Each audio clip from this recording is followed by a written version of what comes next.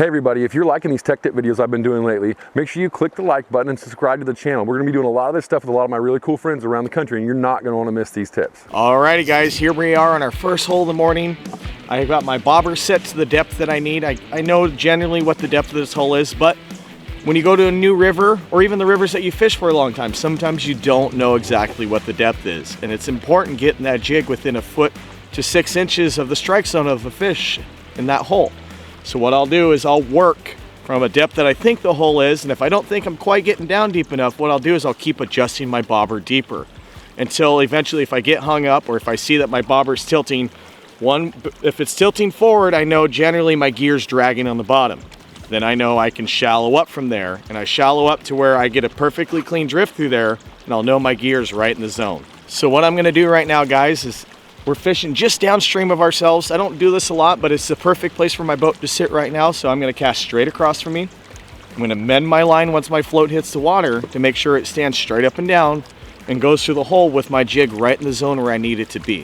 So what I'm gonna do is I'm gonna cast straight across right now, slightly upstream. I'm gonna let the line hit the water. There goes my float.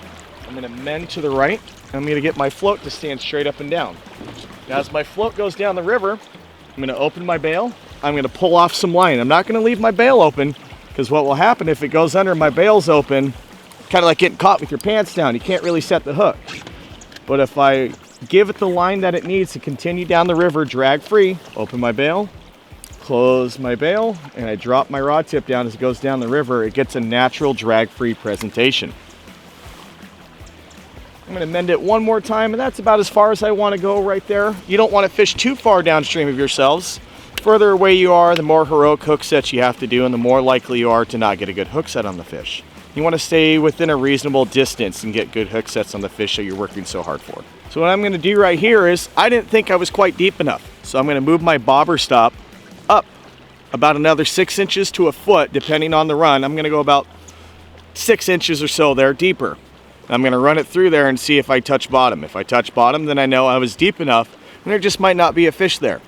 And if you're going too deep, then you just shallow back up and get ready for another cast. If I see my bobber going down the river like so, it'll be tipped over and it'll be bouncing like this. Then I know my jig or whatever I'm using is hitting the bottom.